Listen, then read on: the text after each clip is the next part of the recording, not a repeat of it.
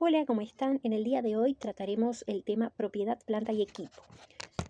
Corresponde realizar una primera diferenciación en cuanto a qué cosas se entienden por bienes de uso y cuáles por bienes de cambio, entendiendo que actualmente a los bienes de uso se les llama, de acuerdo a las normas internacionales, con las normas contables internacionales, propiedad, planta y equipo. Bien, tengamos en cuenta que el decreto 103/991 eh, refiere a los bienes de uso, definiéndolos como aquellos bienes tangibles que se utilizan en la actividad de la empresa que tienen una vida útil estimada superior a un año y que no están destinados a la venta. Bien, por su parte, la sección 17 de la NIF para pymes hace referencia a que son activos tangibles que se mantienen para su uso en la producción o suministro de bienes o servicios, para arrendarlos a terceros o con propósitos administrativos y se espera usar durante más de un periodo, por lo cual se ve esa similitud entre el decreto 103/991 ya derogado y la sección 16. También la NIC 16 de las normas contables internacionales hace referencia a la propiedad, planta y equipo con una definición similar. Para dejar en claro a qué nos referimos cuando hablamos de propiedad, planta y equipo, refieren a activos tangibles en primer lugar. Cuando decimos activos tangibles, lo que estamos diciendo es que son bienes materiales, bienes a los cuales yo puedo precisar, claramente puedo de alguna manera decir, los puedo tocar, los puedo palpar. ¿Eh? Que esas entidades, o sea, las empresas, los tienen para su uso, los pasen para su uso, y aquí es muy importante la intencionalidad que tiene la empresa con respecto a esos bienes, ¿verdad? Lo tiene para su uso, ya sea que le van a servir para producir o para el suministro de bienes o servicios. También corresponde si serán bienes de uso, si los tiene para arrendar a terceros o con fines administrativos. Y lo más importante es que ese uso debe ser superior a un año. Por tanto, si yo dentro de mi empresa tengo bienes de uso de la empresa, pero que no superan el periodo, o sea, se van a desgastar en un periodo inferior a un año, un ejercicio económico, no voy a considerarlos dentro de la propiedad, planta y equipo. Algunos ejemplos que es importante tener en cuenta a la hora de visualizar bien a qué nos referimos con este tema. Si yo tengo una empresa y tengo un inmueble donde realizo las actividades, ese inmueble es propio, perfecto, entonces es parte de la propiedad, planta y equipo, es un activo tangible. Lo mismo pasaría con un vehículo, si ese vehículo se utiliza, por ejemplo, para el traslado de mercaderías o para el traslado de los altos mandos, o sea, este, gerentes, dueños.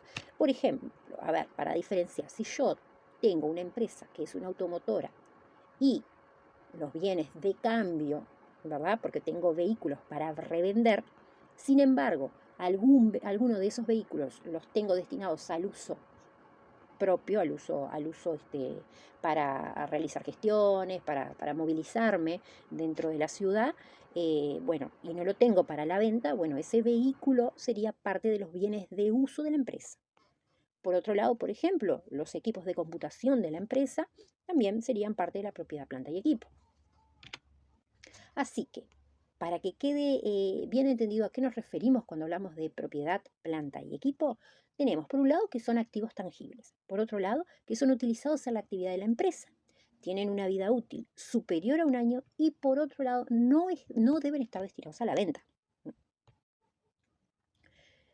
Existen otro tipo de casos en los que también se reconoce como propiedad, planta y equipo, por ejemplo, los bienes de uso que se encuentran en construcción o en proceso de instalación. O sea, si es el caso de una empresa que está construyendo nuevas oficinas, que aún no se culminaron, por ejemplo, pero están en proceso de realización o en proceso de instalación, bueno, también se considerarán dentro de los bienes de uso. Por otro lado, tenemos que aquellos recursos que la entidad utilice para incorporar bienes de uso también estarían dentro de la propiedad, planta y equipo. Un ejemplo serían pagos que realice la empresa por importación de máquinas de coser de gran calidad por parte de una empresa textil, por ejemplo, ¿sí?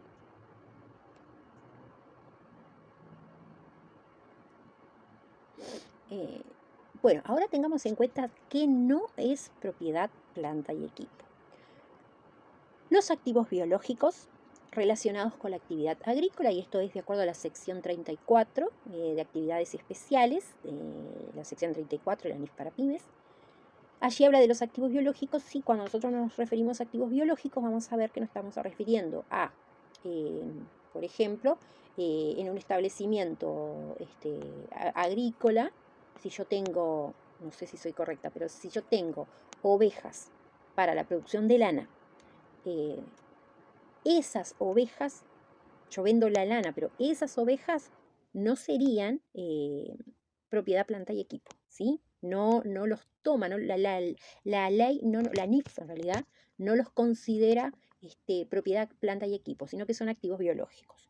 Lo mismo sucede con los derechos, los derechos mineros y las reservas minerales, como el petróleo, el gas natural y los recursos no renovables similares, en ese caso no son. Ejemplos de activos biológicos, entonces tenemos sementales, animales de tiro, ganado de leche, ovinos criados para la esquila. Y ejemplos de derechos mineros y reservas minerales, bueno, minas, yacimientos, petroleros, canteras, todo eso no integran la propiedad, planta y equipo. ¿Cómo se determina el costo en los bienes de uso? Bien, en primer lugar, por el precio de adquisición, es decir, por ejemplo, en horarios legales, honorarios que tienen que ver con la intermediación, los aranceles e impuestos que no sean recuperables. Por ejemplo, si pagamos IVA, que es un impuesto recuperable, en ese caso no va a integrar el costo. Por otro lado, los costos directamente atribuibles para que el bien quede en condiciones para ser usado, tal es el caso del transporte, la carga y la descarga, para que ellos queden en condiciones para poder ser usados, bueno, eso también entrarían dentro del costo de propiedad, planta y equipo. También podemos hablar del costo de desmantelamiento, retiro o restauración. Tal es el caso de algunas empresas que se comprometen una vez terminado la vida útil de la propiedad, planta, equipo, o sea, del bien en sí, a desmantelarlo, a retirarlo del lugar o restaurar lo que en su momento dañó, por ejemplo, si dañó el suelo, donde debía colocarse, donde estaba posicionado, bueno, restaurar. Eso también entraría dentro del costo.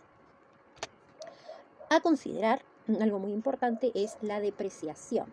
Debido a la permanencia en la empresa por mucho tiempo, estos activos tangibles son sujetos de depreciación. ¿Qué quiere decir? Que pierden su valor, ya sea por el desgaste, por el agotamiento, por la obsolescencia, por el deterioro. No es un requisito, o sea, para todos los bienes tangibles, porque pasa, por ejemplo, con los terrenos que no se devalúan, o sea, que no disminuyen su valor, ¿sí? ¿Cómo se refleja esa depreciación en la contabilidad? Bien, esa depreciación se refleja contablemente a través de una cuenta llamada amortización, una cuenta diferencial de pérdida, por lo cual se determina el importe en moneda nacional que muestra la pérdida del valor del bien.